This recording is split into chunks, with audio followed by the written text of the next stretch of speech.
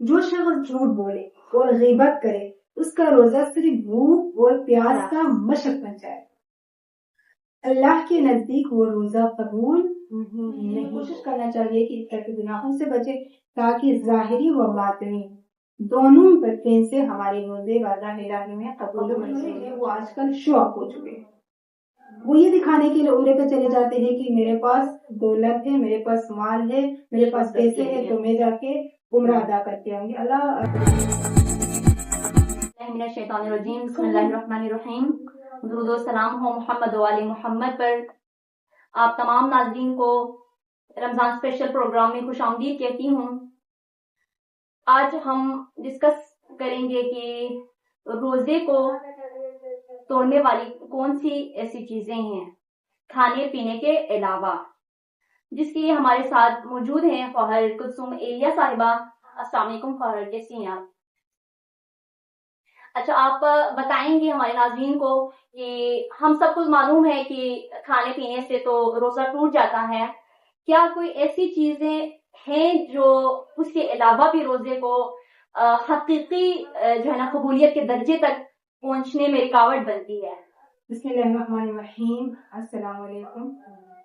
اس سے پہلے میں اس پلیٹ فارم کا شکریہ ادا کرنا چاہتی ہوں کہ جنہوں نے اتنی بہترین ایک پروگرام رکھا اس بابرکت والے مہینے میں, کیونکہ بہت سارے لوگ ایسے ہیں جن کو معلوم نہیں ہوتے ہیں. وہ سمجھتے ہیں کہ صرف کھانا پینا ہی ایسا چیز ہے جن کی وجہ سے ہمارے روزے ٹوٹ جاتے ہیں.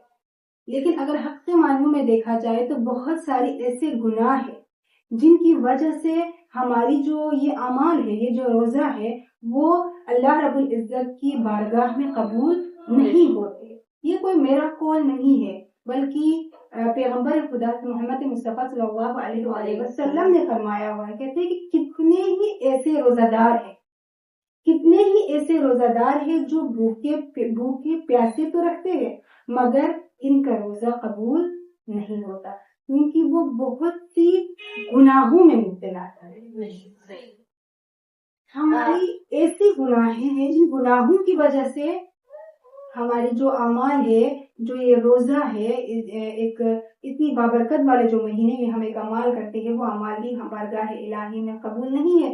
ظاہری طور پر دیکھا جائے تو آپ کے دل کو تسکین مل گئی ہے, آپ روزہ رکھا ہے, مگر باطنی طور پر دیکھا جائے تو پیغمبر خدا نے فرمایا ہے کہ آپ کے روزے قبول. تو کیا آپ ہمارے ناظرین کو بتائیں گے کہ کون سی ایسی چیزیں ہیں, کون سے ایسے گناہ ہے جو ہمارے روزے کو حقیقی جو ہے نا قبولیت کے درجے پر پہنچنے سے جو ہے نا روکتی ہے؟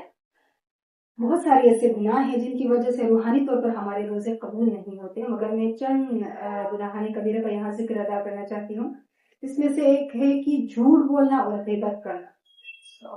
کہتے ہیں کہ رسول خدا فرماتے ہیں جو شخص جھوٹ بولے اور غیبت کرے اس کا روزہ صرف بھوک اور پیاس کا مشق بن جائے. اللہ کے نزدیک وہ روزہ قبول نہیں ہوگا, یعنی روحانی طور پر اس کے روزے قبول نہیں ہے. ظاہری طور پر دیکھا جائے تو بے شک اس نے اپنا جو روزہ ہے وہ مکمل کر لیا ہے. خیر صاحبہ, جھوٹ اور غیبت ہو گئی, اس کے علاوہ بھی کوئی گناہ آپ بتائیں گی کہ جن کی وجہ سے جو ہے نا روزے میں جو ہے نا ضائع ہونے میں خدشہ ہوتی ہے یا قبول نہیں ہوتی؟ ہاں, کچھ گناہ ایسے ہیں جو کہ ہمارے ہاں موت سے دیکھا جائے تو عام ہے, لیکن روحانی طور پر ہمارے روزے کو قبول نہیں کرتے. ایک پوائنٹ ہے اس میں, یعنی حسد اور کینہ رکھنا. اس میں ہمارے چھٹے امام جعفر صادق علیہ السلام فرماتے ہیں کہ روزہ رکھنے کا مطلب صرف کھانے پینے سے رکنا نہیں, بلکہ تمہارے اخلاق بھی روزہ دار ہونے چاہیے.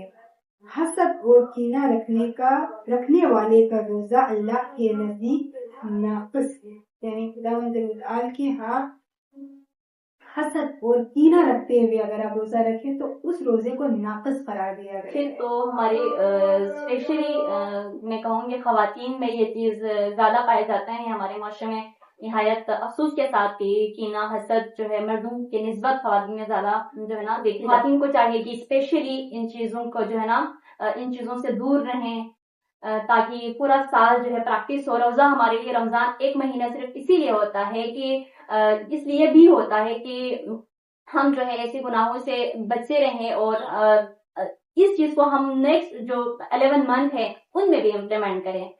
اس دن مہینوں میں بھی ہم اپنے آپ کو گناہوں سے بچا کے اگر میں یہاں پر ایک بات کہنا چاہوں تو خداوند متعال یعنی 70 ماہوں سے چاہتے ہیں. یہ کوئی مذاق نہیں ہے کہ 70 ماہوں سے زیادہ چاہتے ہیں اپنے بندوں کو. تو پھر ہم نے صرف ایک لفظی طور پر اس چیز کو لیا ہوا. یہ خداوند متعال کا فرمان ہے کہ 70 ماہوں سے زیادہ چاہتے ہیں. تو خدا ہمارے لیے یعنی کچھ ایسے اپرچونیٹی دیتے ہیں, کچھ ہمارے لیے ایسا مواقع دیے جاتے ہیں جن سے ہم یعنی اس طرح کے مہینے دیے جاتے ہیں جس میں ہم اپنے گناہوں کا بخشش چاہے اور جہنم کی اس آگ سے بچ جائے. تو مہینہ ہے کہ وہ خدا نے ہمارے لیے ایک بہترین ایک بہت ہی خوبصورت مہینہ ہمارے لیے دیا ہے. تو اس مہینے میں کوشش کرنا چاہیے کہ اس طرح کے گناہوں سے بچے تاکہ ظاہری و باطنی دونوں طرفین سے ہمارے روزے بارگاہ الہی میں قبول و منظور ہو. ماشاء اللہ, سبحان اللہ. اس کے علاوہ بھی اگر کوئی گناہ آپ بتا سکتی ہیں جس سے جو ہے نا یہ خدشہ ہوتی ہے؟ ایک پوائنٹ یہ ہے کہ ریا اور دکھاوا کرنا, ریاکاری اور دکھاوا بھی ایک ایسی گناہ ہے جس سے ہماری جو روزے ہے وہ بارگاہ الہی میں قبول منظور نہیں ہوتے. ہمارے چوتھے امام زین العابدین علیہ السلام فرماتے ہیں کہ جس کا روزہ لوگوں کو دکھانے کے لیے ہو اللہ اس کا روزہ قبول نہیں کرتا. روزہ صرف اللہ کے لیے ہونا چاہیے, نہ کہ دنیاوی شہرت کے لیے. یعنی صرف اور صرف آپ نے اللہ رب العزت کے لیے روزہ رکھنا چاہیے, نہ کہ دکھاوے کے لیے. اللہ معاف کرے, مجھے کہنا نہیں چاہیے کہ اللہ ان سب کی جو اعمال ہے وہ قبول کرے. اکثر جو عمرے ہیں وہ آج کل شو آف ہو چکے ہیں.